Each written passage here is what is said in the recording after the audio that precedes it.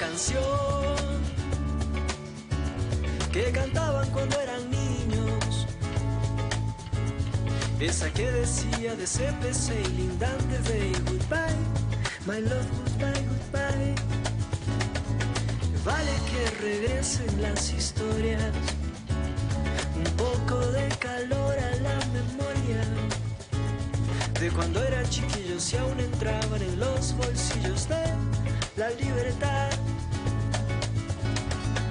Libertad para soñar, libertad para soñar, libertad para explorar, libertad para explorar. Eso sí, con cautela el mundo allá afuera, con la mirada de un Sherlock Holmes. El mundo allá es una pizca de ilusión, que las cosas de dentro se desvirtúan si contaminas a alguien más. Y sobre lo que vale la pena, viérate amor y consecuencia, que al final si te pierdes solo regresas por el camino más empinado y disfrutas la bajada tanto como cuando eras un niño.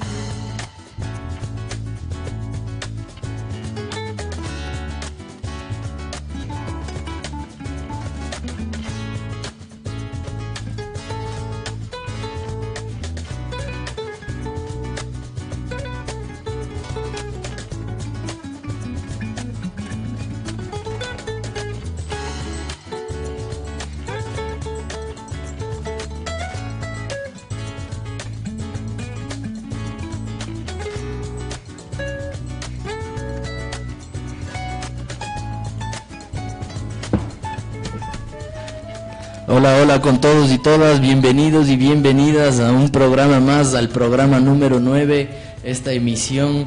Ya estamos llegando a nuestra 10ª emisión de su programa Historia desde Abajo, un proyecto colectivo que se ha realizado entre la Asociación Escuela de Historia de la PUCE y la Fundación Radio La Voz del Migrante. Gracias, agradecemos también a Davicho, que está detrás de los controles, que está fielmente siempre acompañando las emisiones y transmisiones de este programa. El día de hoy, miércoles 31 de enero, siendo el último día de este primer mes del 2018, nos encontramos con nuestro compañero Esteban López. ¿Cómo estás, Esteban? Bien, ñaño, con un gusto tremendo, volviendo aquí a los tiempos, volviendo a las canchas. Y vamos a hablar de un tema súper importante para nosotros, en el caso mío, que soy quien estudia Historia del Arte en la Escuela de Historia, a quienes también les mandamos un fuerte saludo, un cálido saludo a nuestros queridos escuchas que siempre han estado pendientes de nosotros, ¿no? Hoy vamos a hablar sobre el indigenismo, la estética reivindicativa o un proyecto político de cohesión cultural. ¿Qué les parece, así es. El indigenismo ha estado súper presente en nuestro imaginario, en nuestro entorno artístico, incluso nosotros que hemos tal vez venido de padres ahí un poco progresistas, por así decirlo, entonces hemos podido empapar nuestro entorno tal vez de estas obras. Hablando del indigenismo, hoy lo vamos a abordar, el abordaje que lo hacemos hoy es desde la historia del arte con una perspectiva social, porque el indigenismo también puede ser antropológico, puede ser intelectual, pero hoy vamos a abordarlo desde este sentido estético, que también surgió como una corriente y que fue importante, pues acompañó también momentos, sucesos históricos que han sido también importantes para la historia indígena, obrera del país, ¿no? No sé si es que quieres empezar, Esteban, haciendo un recorrido, remontándonos, haciendo este efecto rebote para ver desde dónde nace el indigenismo, tal vez en un contexto latinoamericano más global, si es que se podría decir, tal vez en este caso sea privilegio de nosotros los pueblos latinoamericanos por el mismo carácter indígena, ¿no? Claro, totalmente, ¿no? Bueno, pensemos que la idea del indigenismo es una cuestión que se remonta más o menos a los años 20, ¿no? Principios del siglo XX, y cobra fuerza sobre todo en los años 30. No han habido muchos trabajos teóricos sobre el indigenismo, más bien han sido cuestiones más bien reproducibles, cuestiones orales, cuestiones desde la visualidad, que como dijo el Mateo, han persistido incluso hasta la actualidad. Resulta súper complejo desprenderse ahora, ¿no?, del indigenismo, de la figura, no solo del indigenismo, sino también del figurativismo, ¿no? Bueno, como dijo el Mateo, tratemos de hacer un contexto global de esto, ¿no? Y hay que pensar en primer lugar en el muralismo mexicano. El muralismo mexicano operó siempre como un poderoso catalizador en los contextos de América del Sur, y sobre todo en países como Colombia, Ecuador, Perú y también Bolivia, pero sobre todo hablemos del caso ecuatoriano, ¿no? Marta Traba, quien es una historiadora y crítica del arte argentina, escribe un texto súper interesante que se llama, vamos a buscarle aquí mismo, Arte de América Latina, 1900-1980. En este texto, esta querida Marta Traba trae cosas súper interesantes sobre el arte en sí, en casi 80 años de producción artística en América Latina, ¿no? Ella dice que es el indio secularmente expoliado y oprimido quien se convertirá en el protagonista de una corriente que se autodenomina indigenismo. La independencia respecto del esteticismo europeo, más que como modelo de nuevas imágenes, sirve como una pauta de comportamiento. Pensemos entonces el indigenismo como una forma de expresión simbólica, práctica, incluso de las relaciones sociales que se están viviendo en los contextos de América del Sur. Pensemos que en el Ecuador es más bien desde la literatura que se empieza a trabajar, desde el realismo social, es que ciertos literatos le quieren dar otra mirada, otra perspectiva a los de abajo, a las personas que no tienen mucha voz, a los obreros, a los campesinos, a los migrantes, a esa gente que nunca tuvo una participación directa en la visualidad de un país. ¿Qué dices, Mateo, vos al respecto?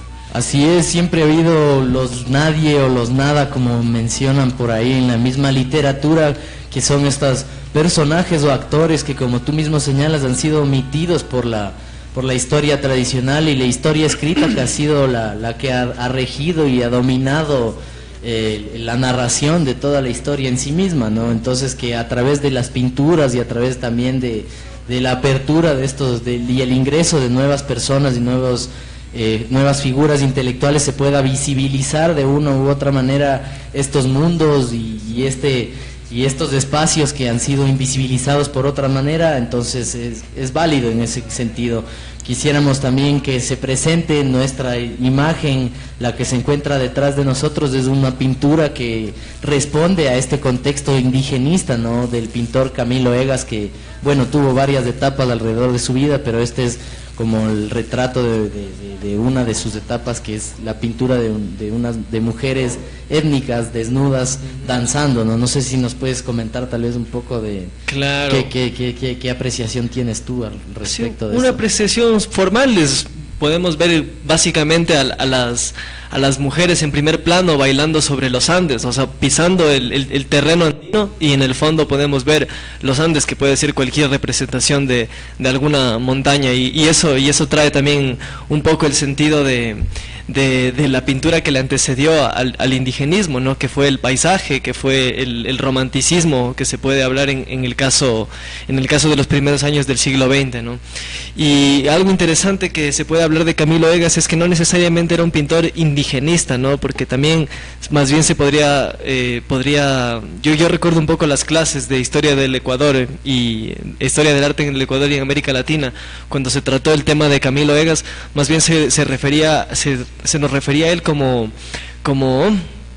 un pintor indianista, es decir, que reproducían estéticas no necesariamente indigenista en el sentido de reivindicar, de mostrarlos a los indígenas como gente marginal, como gente maltratada, sino más bien mostrar los rituales o las cuestiones más bien lúdicas de la gente, porque aquí vemos a gente desnuda bailando, no vemos a gente, no sé, gente cargando cosas, gente dedicándose a los oficios de obreros, como si lo vemos por ejemplo en Eduardo Kingman, que a David le podemos pedir que nos ponga esa imagen de los guandos de Eduardo Kingman, que se la mandé, no se la mando, ahorita se la mandé. Por favor a través del equipo administrativo de Historia desde Abajo. Esa es. Entonces, bueno, pues, volviendo un poco a la cuestión ideológica o tal vez filosófica, no sé, no estoy seguro si sea la definición más exacta, pero hay que pensar que en la década de los 30 apareció un personaje súper importante, quien es José Abraham Moscoso. Él fue un ideólogo marxista que estudió en Europa y colaboró activamente en la fundación de espacios para la expresión artística. Permitió a los pintores de vanguardia encontrar un medio de contacto con el público. Así, en 1939 se fundó el Sindicato de Artistas y Escritores aquí en el Ecuador, que junto con el premio Mariano Aguilera incorporó nuevos valores estéticos dirigidos a las nuevas tendencias contemporáneas. Contemporáneas en ese momento, ¿no? Porque el arte contemporáneo se da muchísimo más tarde en Europa y mucho más tarde todavía aquí en el caso ecuatoriano, ¿no? Interesante verlo desde esa perspectiva también, como los sucesos, y también que se pueda hacer como una separación, como tú decías, no se sabe si es que es ideológica o política o meramente estética, en la que se retrata al indígena en su suplicio, que se podría decir, o mostrando su existencia a través de la sumisión, a través de todos estos estereotipos normalizados, y que tal vez se pueda ver en otro sentido, ¿no? Ahora hay también bastantes críticas que surgen alrededor del indigenismo. No te quisiera preguntar en este caso, Esteban, pues surgen estas inquietudes alrededor del indigenismo intelectual, como mencionaba, antropológico, sociológico, en el que de una u otra manera, al idolatrar, si es que se podría decir, o darle la plataforma al indígena, al mundo indígena, de una u otra manera también se está omitiendo a los otros actores sociales que en este caso, en nuestro caso, estuvieron en la colonia, ¿no? Que fue el negro, el montubio, la persona amazónica también. Entonces tal vez como que el indigenista se romantizó o idealizó el personaje indígena, y de eso termina implicando o resultando esta omisión de otros personajes. No sé si es que esto se da tal vez en el indigenismo estético o de la historia del arte, o qué piensas tú claro, de esta crítica. Yo por un lado creo que hay que entender, que es muy importante entender al indigenismo como un reciclamiento del pensamiento mítico. Es decir, el indigenismo trae una estética no solo desde el realismo social, sino tiene un bagaje completamente posterior a su producción artística, a la forma visual en la que se representa el indígena. Porque me gustaría que podamos poner esa imagen de Eduardo Kingman que les digo, de los guandos, para poder acercarme desde esa perspectiva, y que quienes nos están viendo también, no solo escuchando a través de la página web, sino desde el Facebook Live o Live, ¿cómo es, güey? En vivo, transmisión. En vivo. De la transmisión, del streaming en Facebook, se pueden enterar de qué es lo que nosotros estamos tratando. Y sí, ¿no? Como les estaba diciendo, hay que entender esto como un reciclamiento del pensamiento mítico, porque trae consigo valores estéticos o valores imaginarios que reproducen una forma de mirar, de mirar al mundo, de mirar al indígena. Por un lado se lo está exaltando, sí, pero por otro también se lo está victimizando, y este tipo de representaciones visuales terminan decantando o devienen en folclorismos o en excesivos nacionalismos que duran, como les decimos, hasta la actualidad, ¿no? El personaje mítico, no sé si mítico, pero el personaje más referente sobre el arte ecuatoriano, ni siquiera solo de una corriente, porque hay que entender que el indigenismo es tan solo una corriente de tantas que han habido en el país, pero el personaje más representativo de esto es sin duda Osvaldo Guayasamín, quien supo apropiarse de una identidad desde el momento en el que dijo: yo soy indio, carajo. Solamente trajo consigo los sentimientos nacionales, los sentimientos históricos, como su nueva bandera, como su nuevo país es el indigenismo. Como y aquí tenemos esa cohesión social, ¿no? A ver, Davicho, a ver si nos quita el subtítulo para poder apreciar la imagen en su totalidad. Claro, ahí se puede ver algunas cuestiones de historia del arte que también no sé qué tendencias, si es que el indigenismo incluso en trazos y trazado puede definirse también en una corriente o... Artística, claro. Esto tiene como influjo súper fuerte, como se les dijo al principio, el muralismo mexicano, quien toma muchísimo del expresionismo alemán. Es decir, el indigenismo es como el título que se le da a la obra para referirse a las expresiones súper cargadas de color, súper cargadas de una textura, por ejemplo, bastante colorida dentro de la oscuridad que se puede ver, ¿no? También se puede recordar un poco a la vieja escuela del principio del siglo XX, como se les dijo, este paisajismo, este realismo social que se vivió desde la literatura trasladada hacia un episodio, en este caso súper cargado, donde están los indígenas llevando los guandos llevando las cargas de los patrones supuestamente, ¿no? También podemos ver en la parte superior como el capataz o el personaje que se encarga de guiar a los indígenas, o sea, está con un arma y está súper pendiente de las personas. Vemos en primer plano en la parte inferior un indígena con sus dos manos apoyadas y están entre todos cargando una caja que seguramente es mucho más pesada que ellos. Entonces, en esta estética sí se puede hablar de una forma de mostrar el rol del indígena en la sociedad, porque si lo trasladamos a un contexto social, se entiende esto como una forma de mostrar esos roles que estaban eclipsados por el arte legítimo o por las cosas que la gente no quería que sepa, que la gente no quería mostrar en cuanto a las labores de las personas que formaban parte de la economía social, del progreso supuesto de este país. Así es, totalmente importante que la historia también sea acompañada por la visualización de estas imágenes también, para poder entenderla con una perspectiva más compleja, ¿no?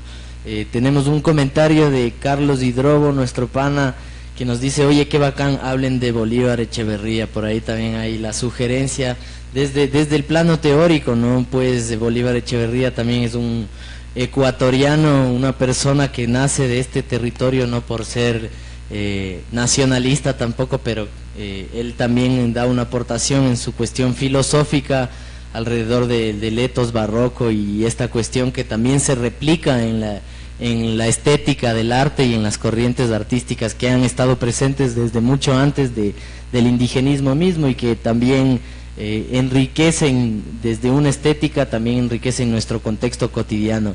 Para seguir conversando sobre el indigenismo y ver si profundizamos un poquito más adelante en el programa sobre esta acotación que nos hace Carlos Hidrobo, seguimos conversando entonces así del indigenismo en el Ecuador, que como Esteban mismo nos ha señalado, ha tenido personajes y figuras que han sido de suma importancia, ¿no?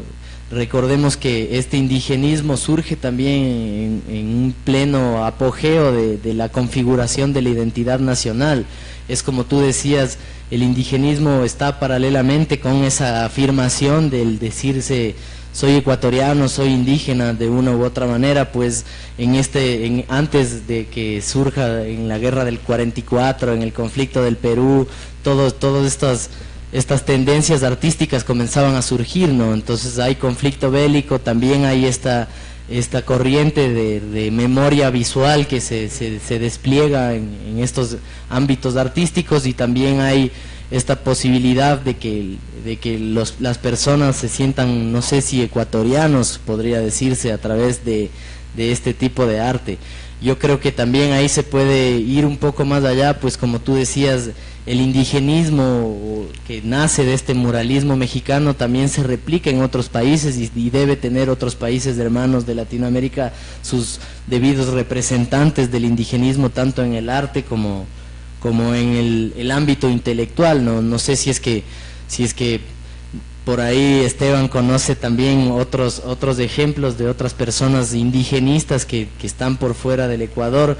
Él está también un poco involucrado a través de esto, pues sus estudios en historia del arte también se realizan con este contenido social. Esteban en un principio empezó estudiando historia y después se pasó a historia del arte, y en ese sentido se considera enriquecedor, pues la historia del arte hoy en día muchas veces solo está relacionado a cuestiones museográficas, tal vez superficiales, que mucha gente piensa que realmente la historia del arte no tiene un bagaje o una cuestión profunda que va detrás de ello, ¿no? No sé si es que Esteban nos puede enriquecer un poco más sobre este contexto sociopolítico que hay detrás del nacimiento del indigenismo. Claro, creo que es importante pensar en el indigenismo como una construcción meramente latinoamericana, ¿no? Y sobre todo en estos países andinos, como se dijo al principio, de Colombia, Perú y Ecuador, ¿no? El caso del Perú es súper interesante porque los artistas como José Sabogal son igual, que parten del figurativismo y se concentran especialmente en representar ciertas formas que, al igual que en el caso ecuatoriano, no eran vistas en el arte. Pensemos que haciendo como una contextualización, pensemos que el arte que le antecede al indigenismo es un arte completamente político, donde los grandes personajes, como pensemos aquí, yo digo Simón Bolívar, pensemos en Eloy Alfaro, la pintura de retrato, las personas de la élite del caso, o sea, del Ecuador de finales del siglo XIX y del siglo XX, era representada. De pronto salen estos, como les acabo de mencionar, ¿no? Este José Sabogal, quien tenía este proyecto que este pensador José Carlos Mariátegui, claro, él peruano igual, peruano, ¿no? Él se refiere a los indigenistas peruanos como gente que quiere peruanizar al Perú. Es decir, cuando el Mateo menciona esta cuestión de la identidad, hay que tomarlo con muchísima atención, porque la identidad está súper presente en las ideas, en los imaginarios, ¿no? Y qué mejor que operar desde la visualidad para pertrechar en el inconsciente de las personas, en las personas que están recibiendo esa imagen, ¿no? Así es. Tenemos que José Sabogal, como mencionaste, fue pintor, profesor y ensayista peruano. No solo estuvo en la historia del arte, sino también incursionó en la cuestión textual y de formación de textos. Él, como mencionabas, está presente, fallece a los 68 años, vive la primera mitad del siglo XX, desde 1888 hasta 1956, y es así como tú dices que es uno de los líderes del movimiento indigenista peruano, que está acompañado como de estas obras estéticas, pinturas, y también, como tú mencionaste, de historiadores y pensadores políticos que han sido importantes para la formación del pensamiento crítico y de las ciencias sociales, como tú dijiste, José Carlos Mariátegui. No sé si claro. En el caso, por ejemplo, del Ecuador, podemos pensar también en Agustín Cueva, ¿no? Quien destaca aspectos fundamentales sobre la conmoción cultural que se da en América Latina, ¿no? Él dice, por ejemplo, en la producción de las artes y las letras de la década de 1960, Cueva encontró cristalizado el hallazgo de una sensibilidad original, autónoma, anticolonial y antiimperial, que sintetizó la lucha frente a la total alienación que caracterizó el arte de la época colonial y postindependentista. Esta serie de categorías, o esta serie de conceptos que utiliza el gran Agustín Cueva, tal vez son tomados muy personal por ciertos intelectuales, por ciertos artistas, y por qué no por figuras políticas, ¿no? El hecho de hablar de anticolonialidad o antiimperialismo es súper fuerte, ¿no? Lo utiliza cualquiera ahora en la actualidad, ¿no? Lo utilizó Chávez, lo utiliza Maduro, lo utiliza Rafael Correa, lo utilizan un montón de figuras políticas con el afán de desprenderse de ciertas economías que han estado siempre presentes en América Latina, pero es curioso cómo estas economías son reemplazadas por otros imperios, ¿no? Como el chino, como el ruso, yo qué sé. Pero tal vez ese no es el tema más importante en este momento. De esto podríamos hablar mucho más adelante. Lo que sí es interesante es cómo ven los grupos intelectuales o los grupos de izquierda, por ejemplo, movimientos como estos, porque no es hasta la década de los 30, con la aparición de esta gente como Guayasamín, como se dijo al principio, como Galo Galesio, quien de hecho Galo Galesio, si podríamos encontrar alguna obra de él en el internet, son muy parecidas a las obras de José Sabogal, ¿no? Ellos hacían varias obras, entre ellas la xilografía, que es una forma de imprimir a través del metal o a través de la madera ciertas formas de reproducción, ¿no? Como las estampas, digamos. ¿Qué más les podemos decir al respecto? ¿Tú crees que Diego Rivera tenga algo que se pueda aportar o algo que se aportó a este movimiento indigenista como muralista o tal vez como su presencia con su compañera?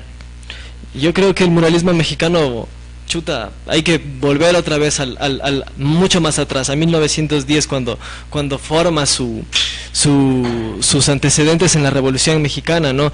Y es la participación de este ministro de Educación y de Cultura que se llama José Vasconcelos o Vasconcellos, o es el secretario de Educación Pública, quien busca a través de intelectuales y a través de artistas preparar o buscar un grupo de artistas, que por supuesto entre ellos está Diego Rivera, está Alfredo Siqueiros, está... ¿quién más? Está Clemente Orozco, está toda esta gente, todos estos pintores con un gran peso, no solo artístico, sino también político en México, que imprimen su forma de pensar, ¿no? El hecho de sacar el arte, el hecho de sacar una historia contada en un mural gigante hacia las escuelas, hacia las universidades, hacia los mercados, fue la primera irrupción en donde se puede decir que se intentó democratizar el arte. Yo creo que el muralismo mexicano, si lo vemos desde ese punto de vista, es la primera democratización, es la primera forma de pensar el arte exclusivamente para el pueblo, ya que más adelante los grupos políticos, o en ese mismo momento los grupos políticos se hayan agarrado de esa pieza, es que cambia completamente la dinámica, y en el Ecuador súper fuerte todavía. Bacán poder tener esta perspectiva amplia también de la cuestión, y con esto damos la bienvenida a nuestro compañero Miguel, que llega también a estos momentos del programa. ¿Cómo estás, Miguel? ¿Qué dice Miguel? Y bueno, ahora me parece bacán abordar el tema del indigenismo o de algunas expresiones artísticas que también tienen que ver con la historia desde abajo, teniendo en cuenta que la historia no solo se hace en los libros, no solo se hace en las fuentes documentales, sino también hay otros recursos que podemos usar, otras expresiones también del ser humano que nos permiten ver el pasado y además tener esta perspectiva de la historia desde abajo. Bacán, chéverazo. Miguel, le damos la bienvenida. Aquí estábamos conversando un poco hasta del movimiento indigenista peruano.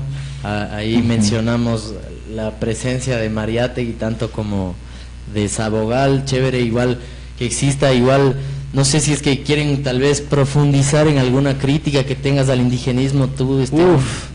De hecho, yo una de las razones por las que quiero trabajar mi tesis en cuanto a los precolombinistas, que son una generación que le sucedió al indigenismo, es porque sí, hasta mitad del siglo XX se vivía, yo creo, un exacerbado nacionalismo desde el indigenismo. Es decir, el indigenismo llegó a operar todas las esferas, no solo visuales, en el campo político y cultural del país. Es decir, que estos personajes, sería una bestia, mijo Dawicho, que nos pongas, por favor, una obra de Guayasamín. Puedes poner cualquiera, solo puedes poner Guayasamín obras y te van a salir todas las que son igualitas. Con eso les podemos contar que es una estética súper reproducible. Sí, súbele un poquito el volumen al Miguel para que nos pueda escuchar. Es una estética súper reproducible en cualquier lado. Es decir, el indigenismo ha operado de una manera tan interesante que podemos ver cuadros del indigenismo tanto en el Centro Cultural de la Puse, por ejemplo, en cualquier hotel, lo podemos ver en el Ejido. Solamente basta caminarse 30 pasos en cuanto al mercado artesanal. ¿Cómo se llama esa calle artesanal del Ejido? Tiene un nombre. Feria, yo que sé, hay una feria ahí todo el tiempo, sí. en el Ejido. En esa feria podemos encontrar cómo se reproducen este tipo de estéticas hasta la actualidad. Y el arte contemporáneo, el arte que le sucede, por ejemplo, el abstracto, los lenguajes abstractos, el neoexpresionismo de otros artistas como Stornayolo, las obras de Pablo Barriga, las obras de Araceli Gilbert, de Olga Dueñas, de Estuardo Maldonado, de Enrique Tábara, ¿dónde quedan todas esas? Entonces, en primer lugar, la crítica que se le puede hacer al indigenismo o a las personas que siguen reproduciendo el indigenismo como la única producción de arte en el país, es que es solamente un momento histórico del país, es un momento histórico y es un momento histórico del arte en el Ecuador, y el cual ha permeado, sí, por un lado, todas las esferas culturales, como les dije, pero no puede seguir siendo la única forma de visualidad, porque de esto se agarran muchos movimientos políticos, muchos partidos políticos, de este imaginario del indígena, victimizando y folclorizando al indígena, por un lado.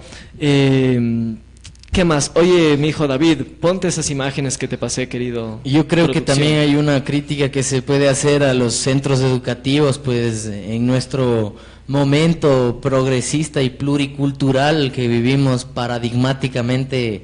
En la actualidad se puede ver constantemente, ¿no?, que en los colegios, en las escuelas, hasta en las universidades de altos recursos, les obligan prácticamente para casas abiertas, para esas cuestiones, les hacen vestirse para comparsas, para bailes, para cualquier situación, para cualquier actividad extracurricular, les obligan a vestirse como indígenas, ¿no?, así como una etnia en específico, como tal, con alpargatas, y es como una cuestión meramente estética, meramente folclorizada, por así decirlo, y puede ser que el mismo día les hagan una casa abierta con esa temática y el mismo día hay una movilización indígena importante en la ciudad. Entonces ahí no hay como una cuestión, no hay como una ligazón, ¿no?, algo que pueda ligar a la cuestión estética con el pensamiento político, con el pensamiento hacia la naturaleza, el pensamiento extractivista, ¿no? Es el indigenismo por el indigenismo nada más, ¿no?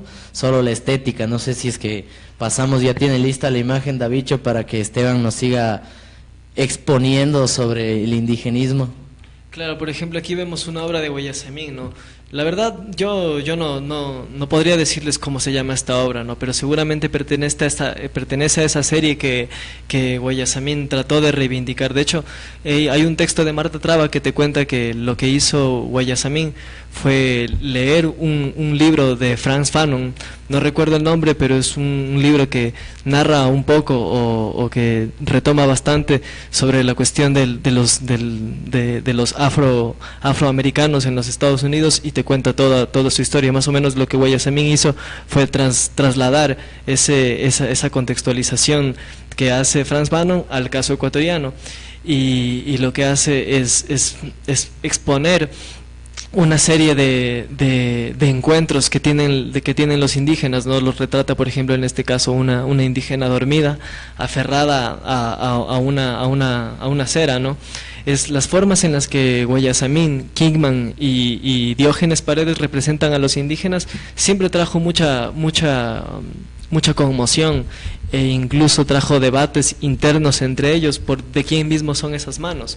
Si más adelante pudiéramos poner alguna obra como La visita de Eduardo Kingman, podemos ver la similitud que tienen la forma en la que se reproducen los rostros o las manos de las personas, ¿no?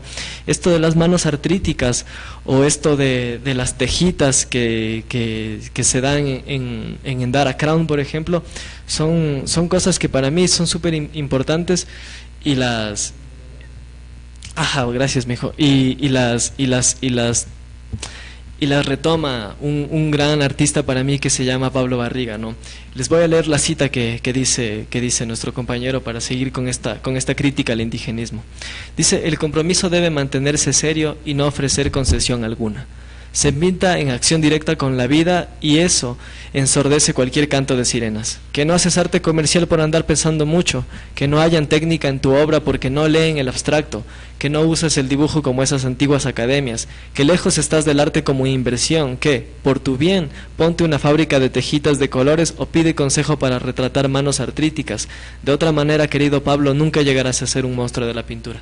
Esto lo dice Pablo Barriga en un momento en el que sus obras no son vendidas, ¿no? Pensemos que la producción de Pablo Barriga cobra fuerza en los años 80, pero la gente le dice como, bueno, esta obra no se parece en nada a lo consumible, y si nos vamos a lo consumible, podemos pensar que las manos artríticas o las manos exageradamente robustas son una de las estéticas que los ecuatorianos implementaron o retomaron de los mexicanos, que como para expresar una forma, o sea, la forma en la que trabajaban los indígenas, la forma en la que sus articulaciones, la forma en la que sus manos, en la que sus rostros se desgastaban con el trabajo y con el sol.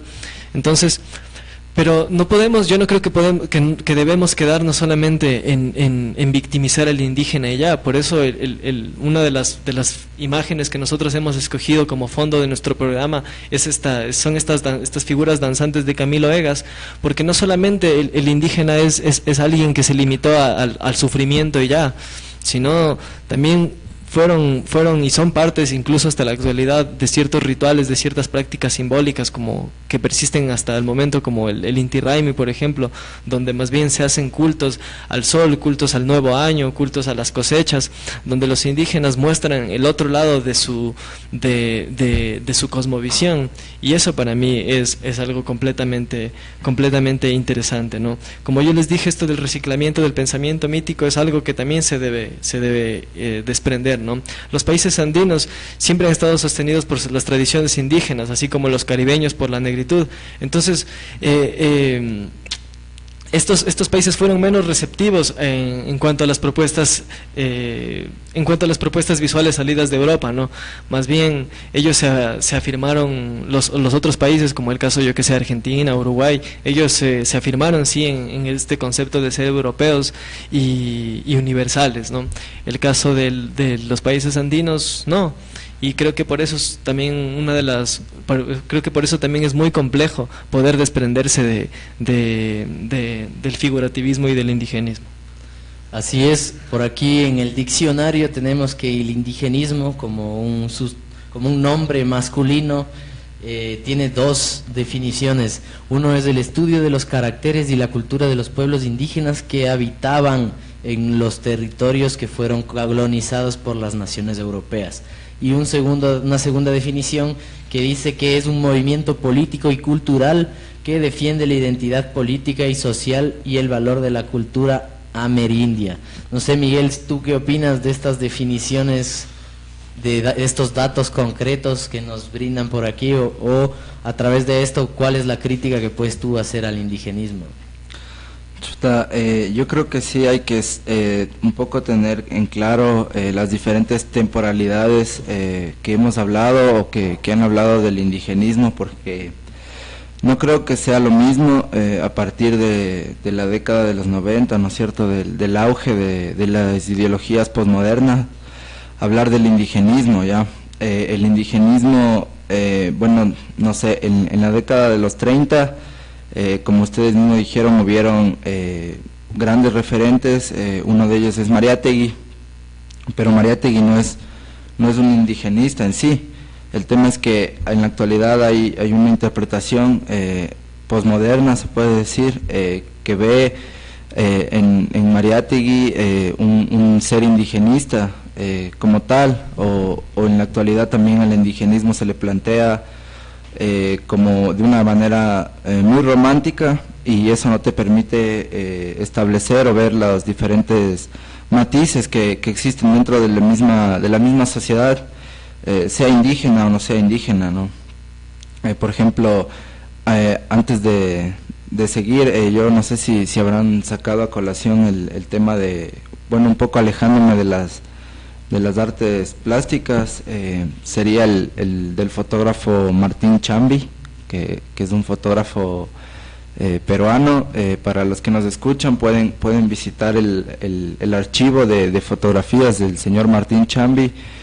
Ustedes ponen en internet Martín Chambi. El archivo digital. Sí, es un archivo digital, ahí está la gran parte de las fotografías que él realizó durante su vida, igual en la década de los 30, cuando la fotografía era, bueno, pues era mucho más complicada que el día de hoy, era igual muy complicado acceder a cámaras o a máquinas fotográficas, y bueno, Martín Chambi, él retrató la vida campesina, la vida indígena del Perú, ¿no? de la época de de las zonas de Arequipa, de la sierra peruana.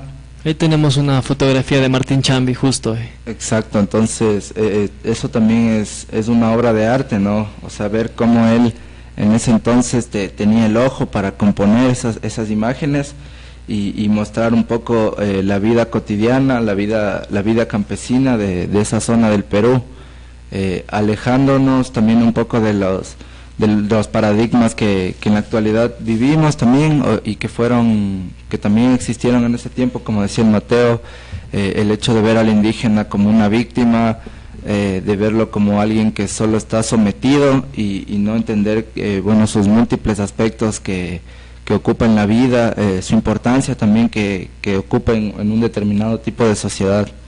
Entonces Martín Chambi nos permite ver a veces esa vida campesina, esa vida indígena, que es muy ilustrativa, ¿no? Para quienes vivimos en la ciudad o vivimos en este pleno siglo XXI, ¿no?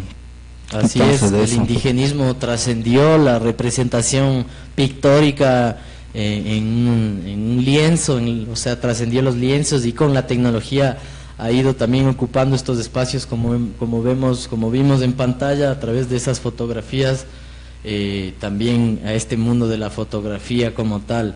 Para seguir conversando sobre el indigenismo, yo no sé si es que pudiéramos hacer una pregunta, tal vez, si es que entonces el indigenista es la figura intelectual reconociendo al indígena como el otro, como el retratado, como el objeto a ser fotografiado. Entonces, ¿en qué posición está el intelectual o el artista indigenista, ¿no? Por así decirlo? Tal vez hay algún indigenista que sea indígena mismo, o es como una corriente que se da desde otros espectros de la sociedad, ¿no? Un poco más clase medieros o tal vez privilegiados en el sentido intelectual o económico. Tal vez yo sí creo que sobre todo en el sentido económico, ¿no? Porque pensemos que los artistas indigenistas que cobraron fuerza a partir de la década de los 30 fueron gente que salió a estudiar al exterior, ¿no? Galo Galesio estudió en México, Guayasamín, Kingman, toda esta gente salió para Europa. Este mismo director, este mismo Abraham Moscoso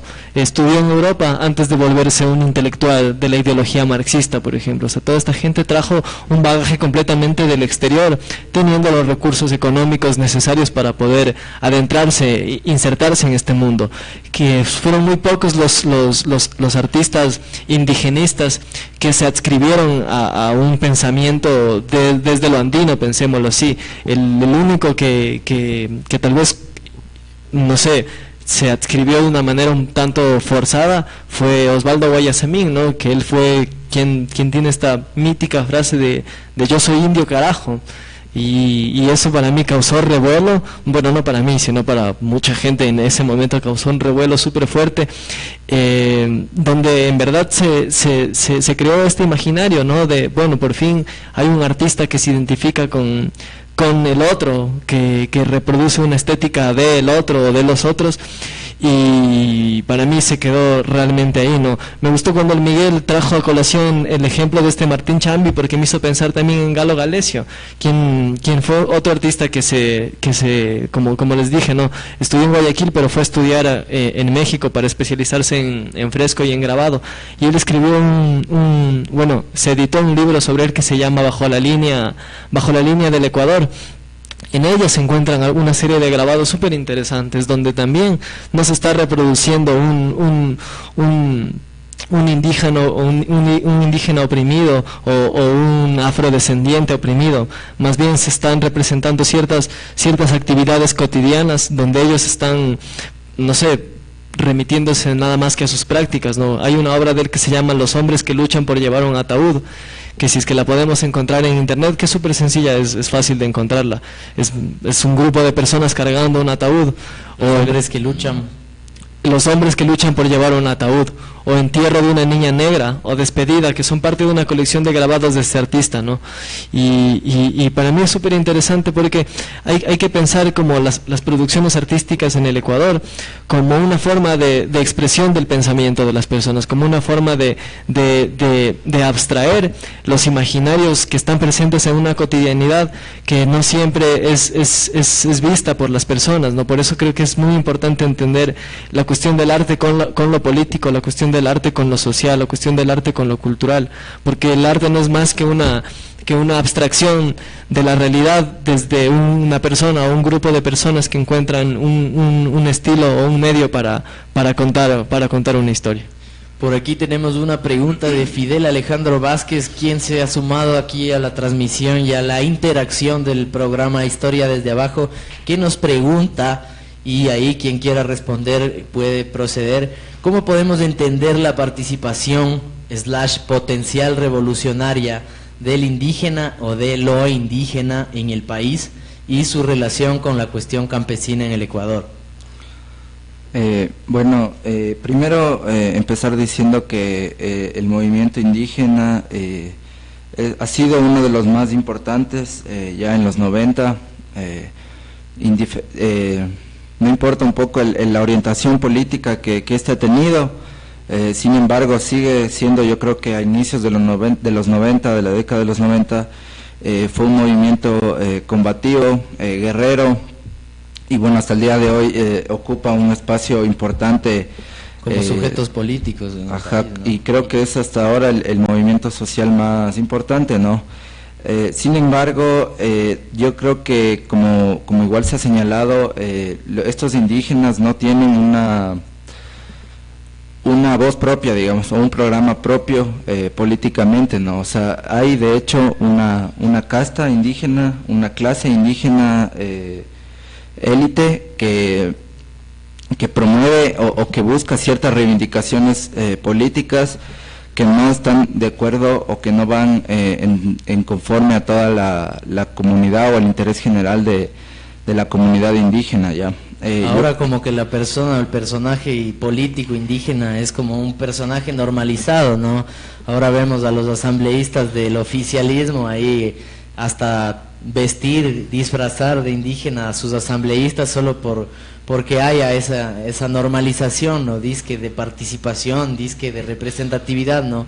Una persona solo porque está vestida de indígena ya se pone que representa al movimiento indígena, y creo que esa es la aclaración importante que hace Miguel, ¿no? Desde los 90 ha habido esos dos espectros en cuanto a la vinculación indígena real, sí, es que también política. Un poco también a veces se alimenta de esa mirada romántica que hay desde la ciudad, y no entender que los indígenas son portadores de ideología, pueden ser de una determinada ideología.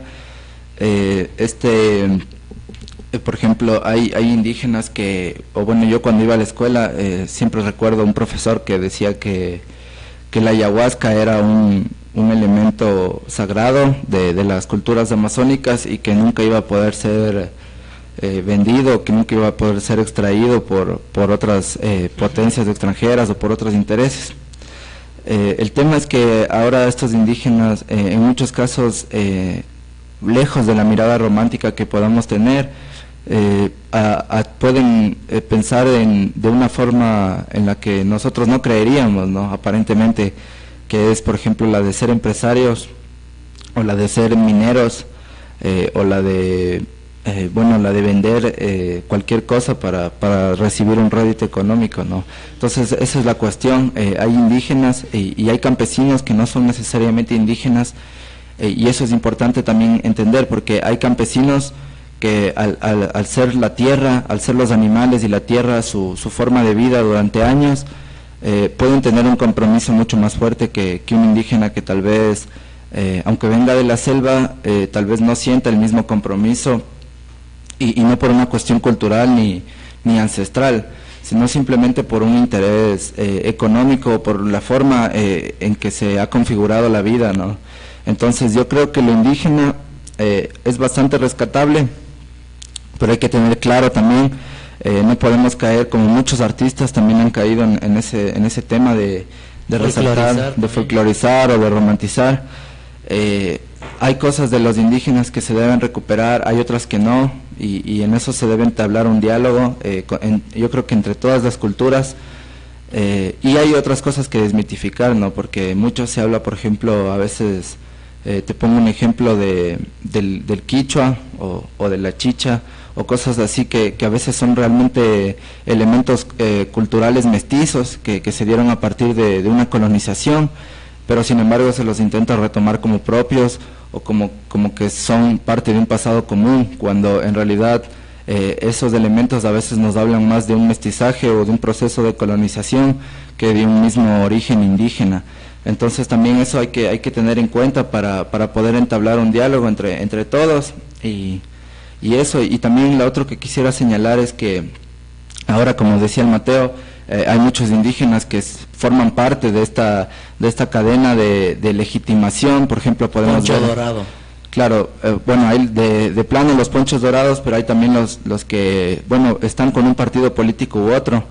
El tema es ver bien y no romantizarnos, pues, para no caer en este tema. O sea, un indígena, al igual que un mestizo, puede tener una ideología, y eso es lo que hay que ver. No necesariamente el que tengas un tipo de color o algún tipo de cultura determina tu acción política o determina tu ideología en la actualidad. Así es, igual a no romantizar ni idealizar el sentido de lo popular ni de lo indígena, tampoco a creer que por ser indígena no puedes tener pensamientos corruptos o putrefactos, por así decirlo, ¿no?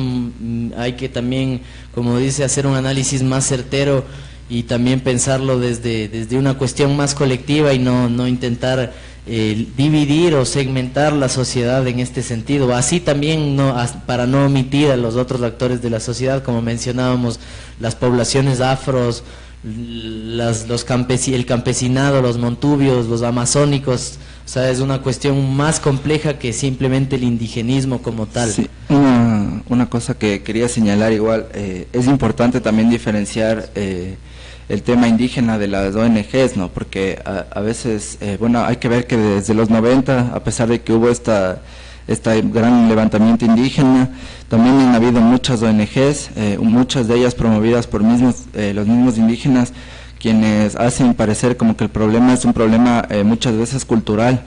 Y si es que hemos leído a Mariátegui, bueno, comprendemos que realmente el tema del indígena subsiste en la forma de propiedad que adquiere, tanto ya sea un indígena urbano como un indígena rural, donde esa forma de propiedad se ve sometida a una propiedad más grande. No sé, en el caso del Ecuador pueden ser los pequeños, bueno, los indígenas que tienen poca tierra y que producen para una agroempresa mucho más grande, ¿no? Y que son oprimidos tal vez indirectamente, pero son oprimidos por esta agroempresa o gran empresa que es la que tiene la mayoría de las tierras y es la que comercia directamente con la ciudad. Entonces, un poco hay que entender también el tema de las ONGs, porque las ONGs nos hacen ver un problema, pero encubren otros. Y cuando estábamos hablando del tema de las prácticas indígenas, hay muchas cosas, como decía, no pueden ser aceptadas.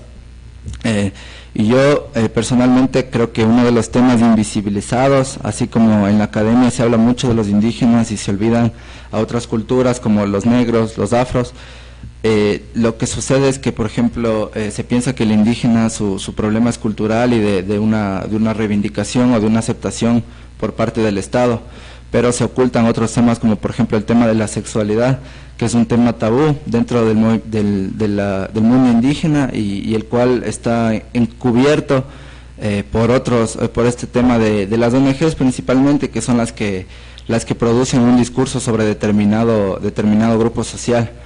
Pero yo he escuchado y también conozco personas indígenas, ¿no es cierto?, que hablan de sus prácticas, que por ejemplo para que una mujer se case,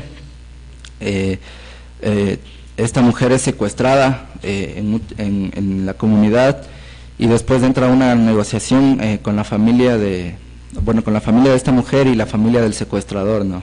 Entonces de ahí no hay ningún tipo de de decisión de la mujer, es una decisión unilateral prácticamente, es una negociación. Entonces eso habría que ver, yo no sé qué tan indígena sea eso, sin embargo eso está muy implantado en las comunidades. Entonces también tener en cuenta que a veces estos entes oficiales producen ciertos problemas o nos dan ciertas reivindicaciones mientras encubren otra serie de problemas. Así es, súper importante tener esta perspectiva crítica y los ojos y las orejas y el pensamiento y los sentidos bien abiertos a no caer también en esto, no porque sea el mundo y la cosmovisión andina están exentos del machismo, exentos de la violencia patriarcal, y en ese sentido hay que también encontrar una convergencia más colectiva para poder llegar a acuerdos más sinceros, por así decirlo. Seguimos conversando así del indigenismo.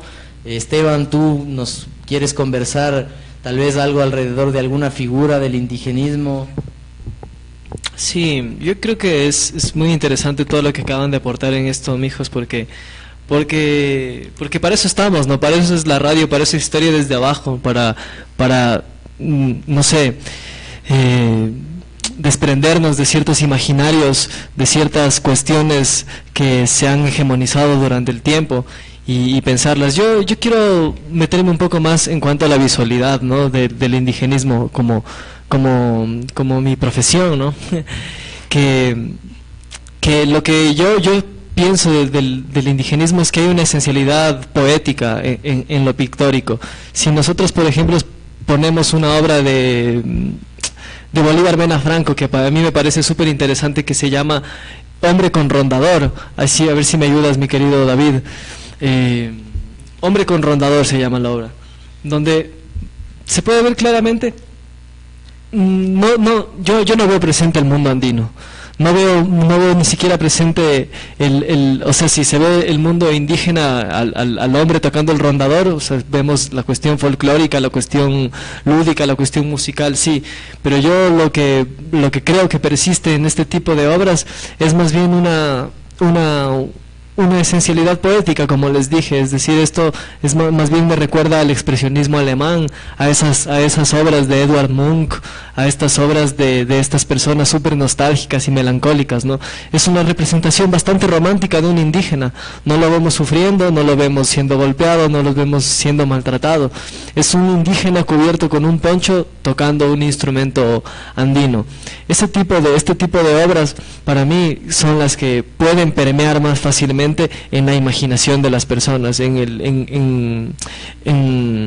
¿cómo decirlo?, en el imaginario o en el inconsciente colectivo, digámoslo así.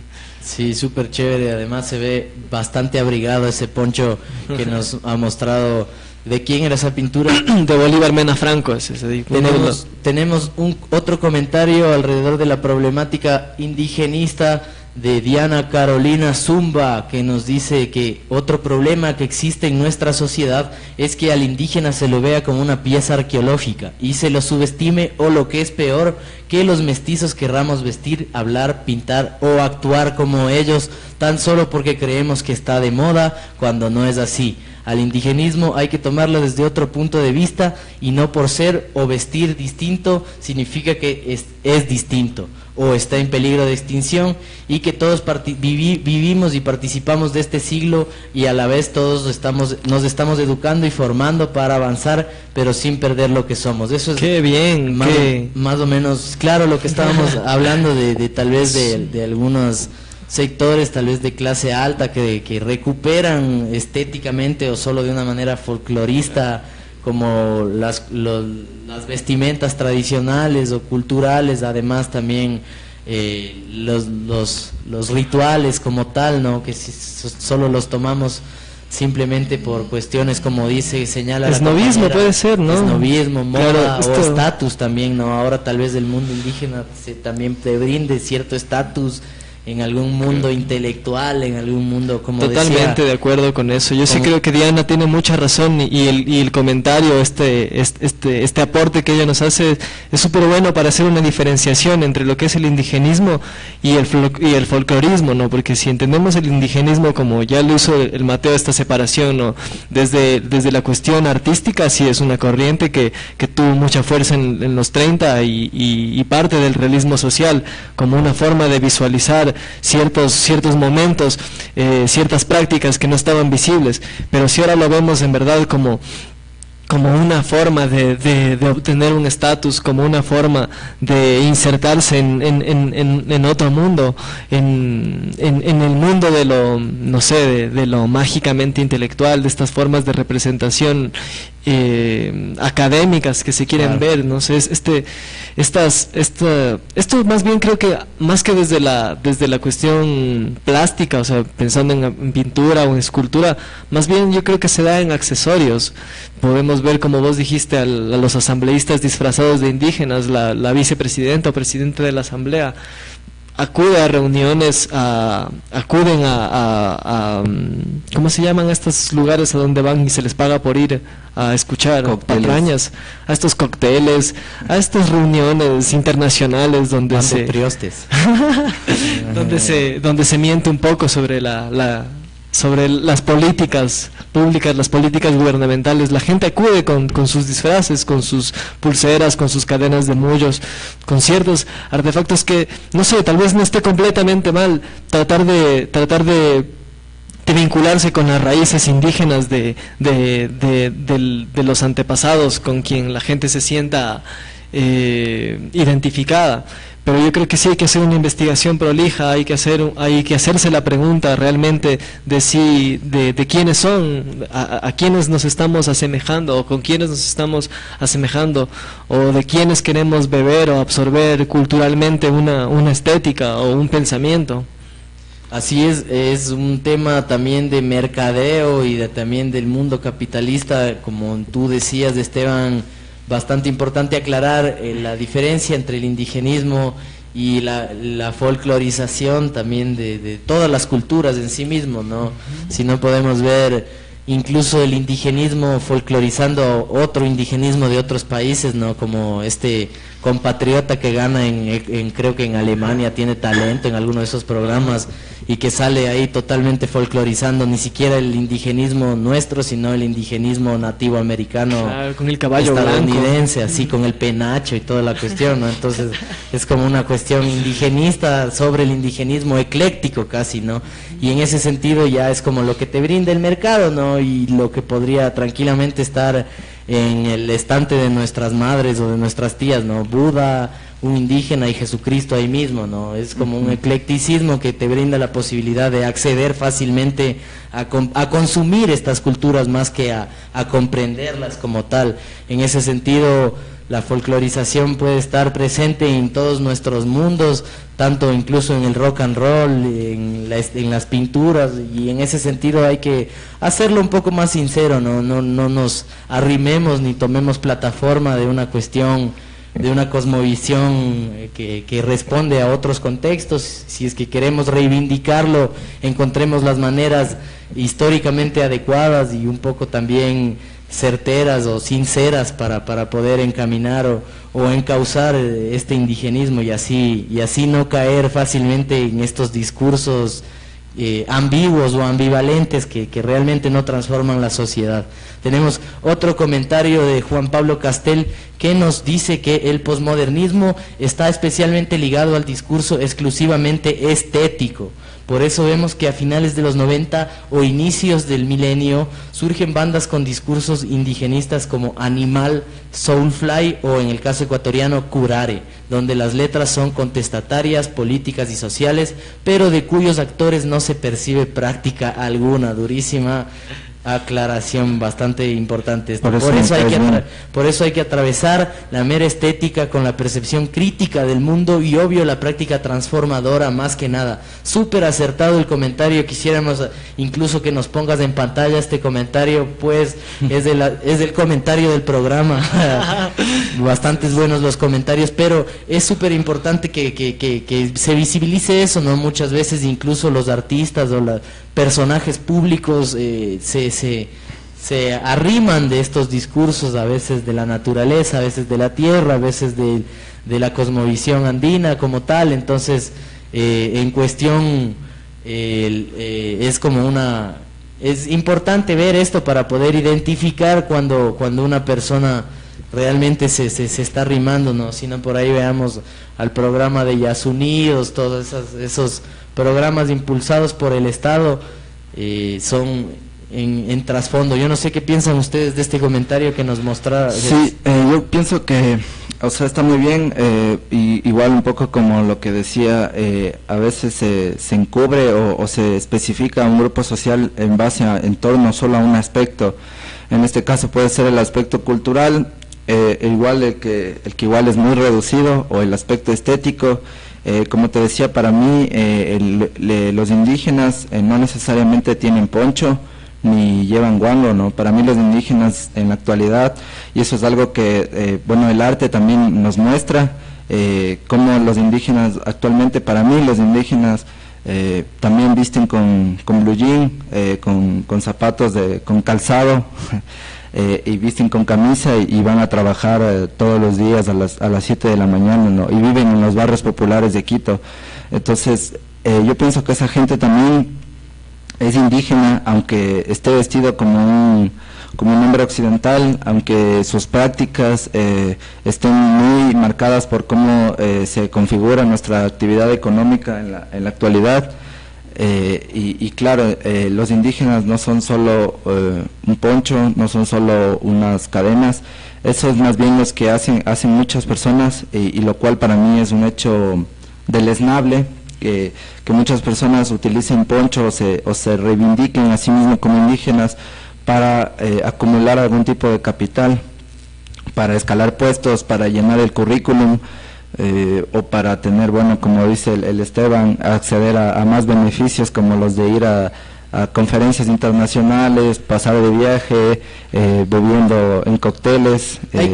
Aguanta esto que dices, mijo, esto que menciona el Miguel, para mí es importantísimo, porque cuando vos aplicas a programas o a beneficios del Ministerio de Cultura o a cualquier beneficio, hay una opción que te dice que si es que tú te declaras como un miembro subalterno, o sea, imponiendo una categoría de subalternidad a la cuestión indígena, a la cuestión afrodescendiente o a la cuestión de grupos marginales como los grupos LGBTI, etcétera, te dan puntos, es decir, te están premiando por ser un subalterno, y eso a mí me parece completamente nefasto. Es decir, es la forma de incluirte en el sistema, ¿no? O sea, decir eres distinto, pero yo te incluyo en el sistema de una u otra manera. Reconócete como diferente, o sea, tienes una lucha, tienes una cuestión culturalmente diferente, ven, yo te inserto en el sistema y te doy la oportunidad de que participes de tus actividades, pero siempre con mi logo abajo, o con con la bandera de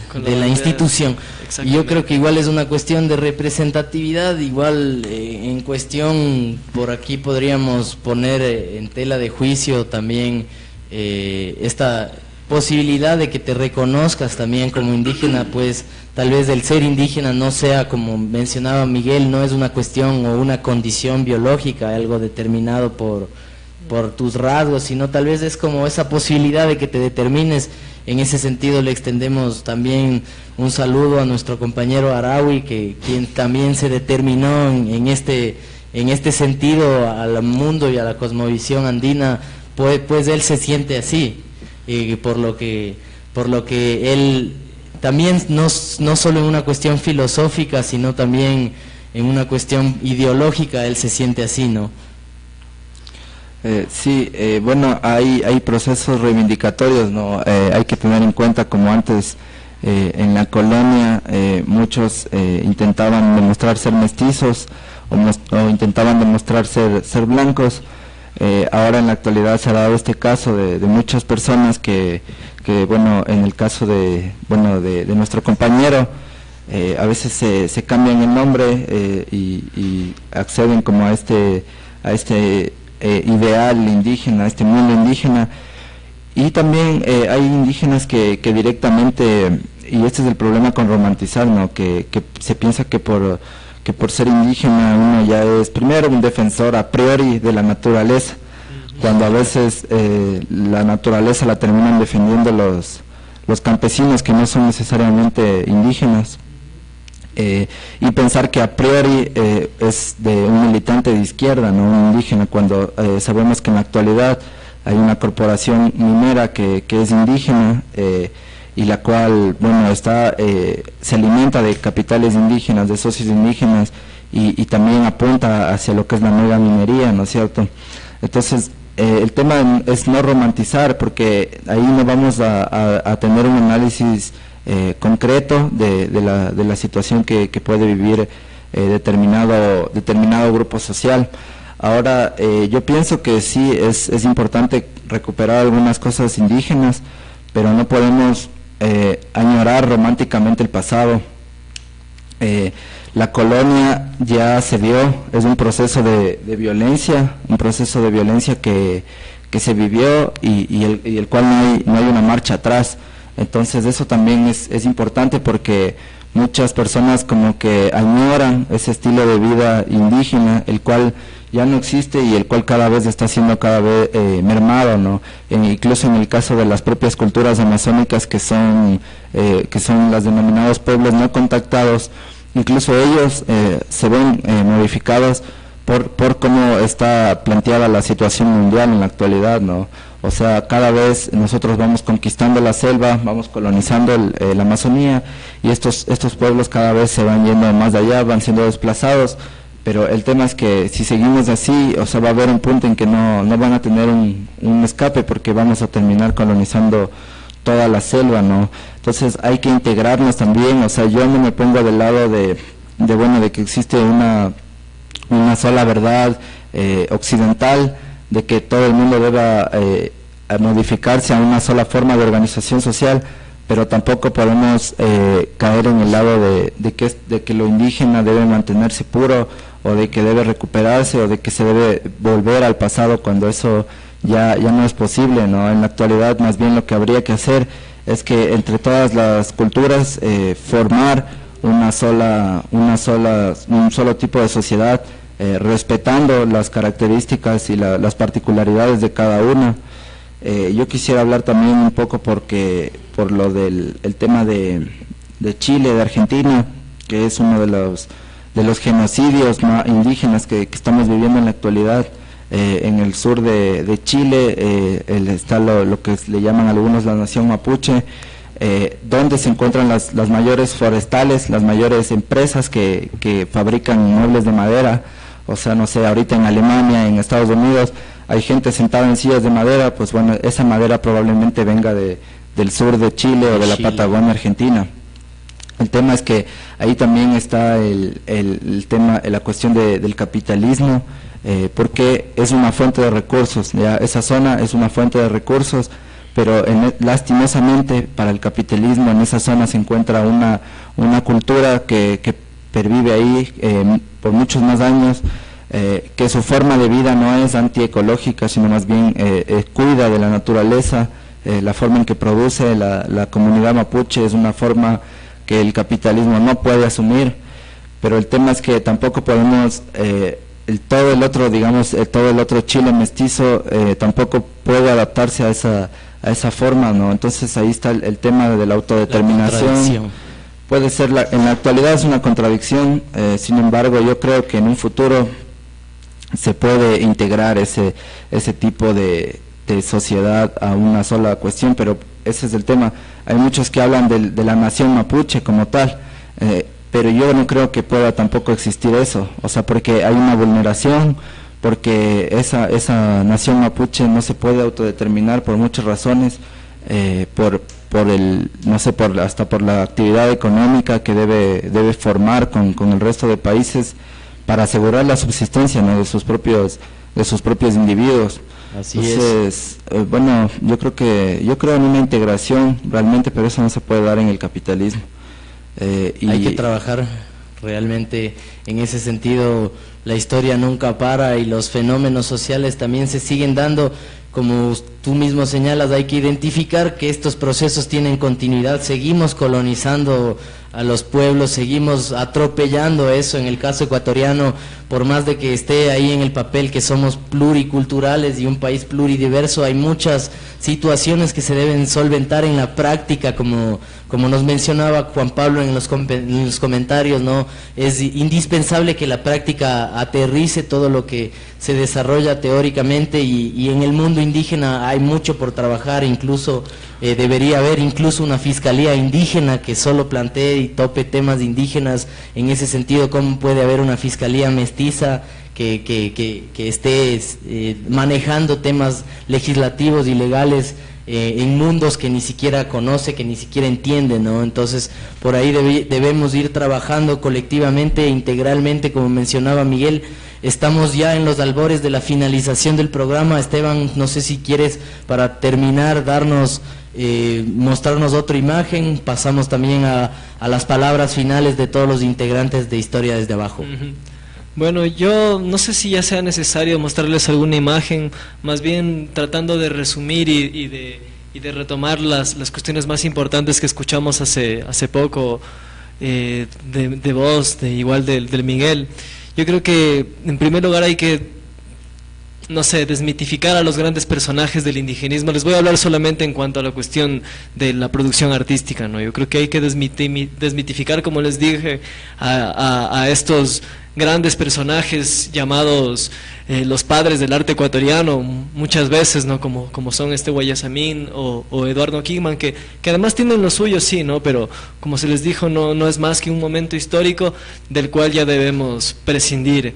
No como una cuestión histórica, pero sí como una cuestión de estilos, como una cuestión de producción, ¿no?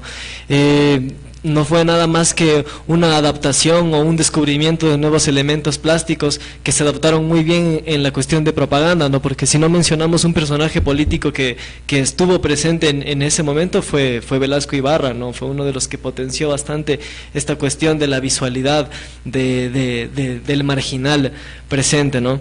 Y nada, creo que hay que seguir investigando sobre las corrientes artísticas que le sucedieron al indigenismo, ¿no? Porque la cuestión de los lenguajes abstractos es algo que le cuesta mucho a las personas que quieren aprender o que quieren escuchar algo de arte. Yo creo que hubo una irrupción a partir de los años 50, 60 de una serie de artistas con otro tipo de compromiso, con una idea de un arte mucho más universal y de poder aplicar ciertos lenguajes del arte poco conocidos en el país. Un saludo inmenso a la gente que nos está escuchando, a la gente que nos escribió sus comentarios y que estuvo pendiente de nosotros. Tenemos un último comentario. Son súper importantes. A ver, escuchemos ese último comentario para despedirnos. A ver si puede también aportar. Tenemos el último comentario de amplia detalle de Fidel Alejandro Vázquez, quien nos escribe desde Brasil y nos dice: la cuestión cultural tiene que ver con el modo de producción existente en las determinadas fases de las que se habla. Ecuador es un país indígena que pasó por un proceso de colonización brutal, donde lo cultural se forjó entre luchas y resistencias. Se creó un sincretismo y todas sus determinaciones folclóricas, entre comillas, donde lo mestizo no encuentra su origen.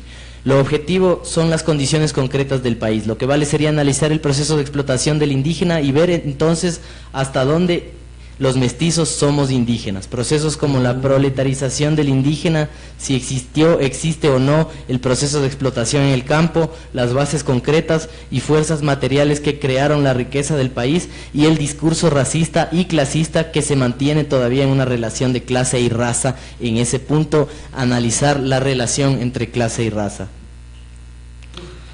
Sí, clase y etnia mejor.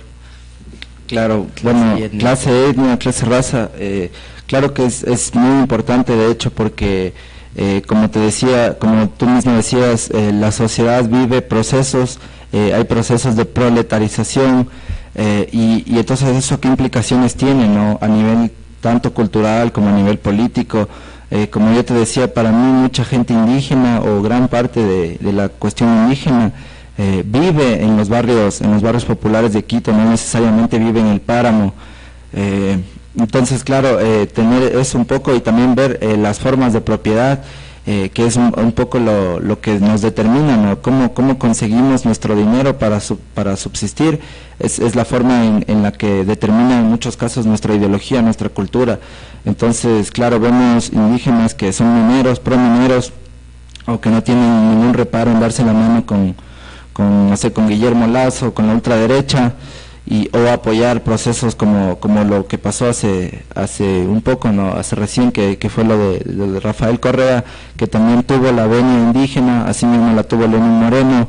En el caso de Chile, te puedo decir que un sector de los mapuches le dio su apoyo al dictador Pinochet, ¿no? Entonces, son cosas, no son cosas menores, son cosas que hay que analizar, y yo creo que sí, lo fundamental, como dice nuestro compa Fidel, es la propiedad, las clases sociales, y eso, ¿no?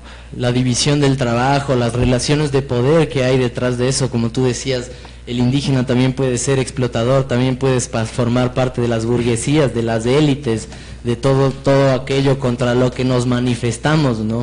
Y no por ser indígena está exento de todas estas cuestiones sociales y circunstancias que se dan, ¿no? Como en este caso sería la minería y el apoyo a la actividad extractivista.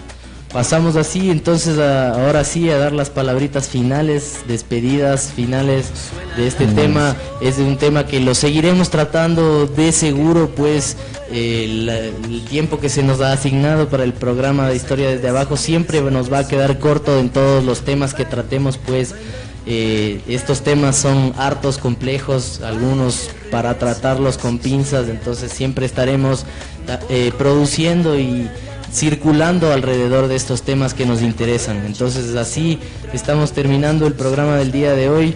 Unas palabritas, Miguel. Un saludo a toda la gente de la escuelita de historia. Hola. La escuelita. A mis queridos profes que me deben estar odiando en este momento. Que me dejaron de semestre. ¿Pasaste? No pasé, pero no es culpa de ellos tampoco, sí, es mi culpa. ¿Pasó algunas Pasé algunas, pero me quedé en las que no debía, ya. Entonces, pero no es culpa de mis profes, aunque en este momento me deben estar odiando. Usted Esteban. Sí, pasé en todito, loco, y acabé ese mugroso inglés, que es lo más importante, no importante el idioma nivel, del imperio. De la importancia que se le puede dar, sino de lo que te puede mafiar esa universidad de paso. Ya, chévere. Ya. Entonces, un saludo igual a David, que está ahí en los controles. A nuestro pana pasante que está también. A nuestro ¿Quién es nuestro pana pasante?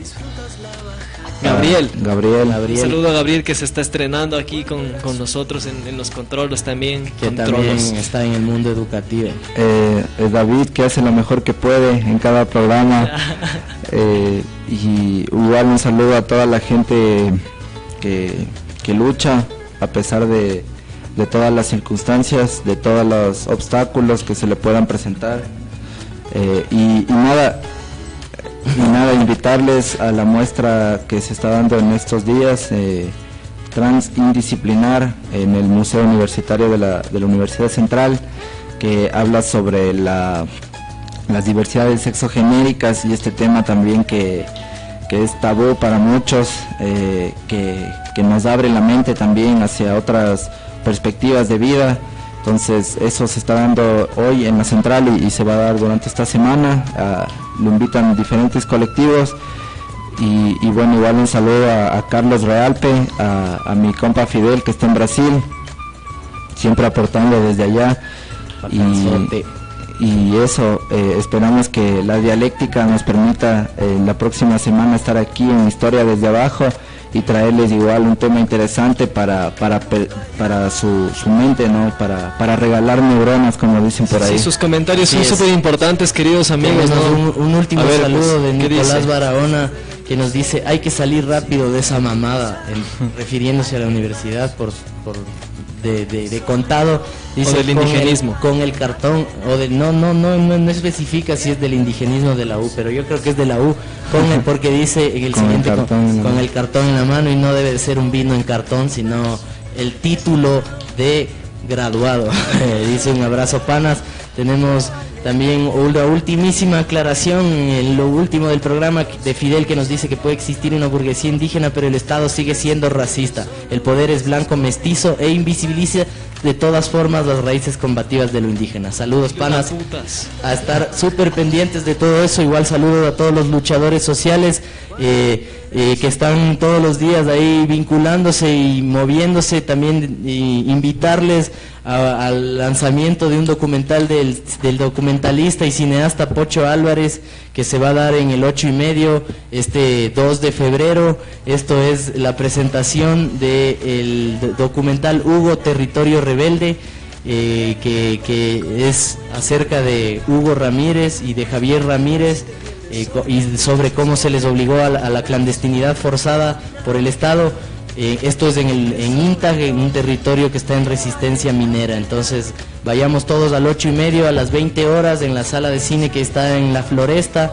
Esto va a ser el viernes 2 de febrero. Los invitamos a todos. Entonces con esto conversamos, estaríamos en contacto el próximo miércoles. Esto ha sido todo por hoy en Historia desde Abajo. Hablamos. Chao. Chao.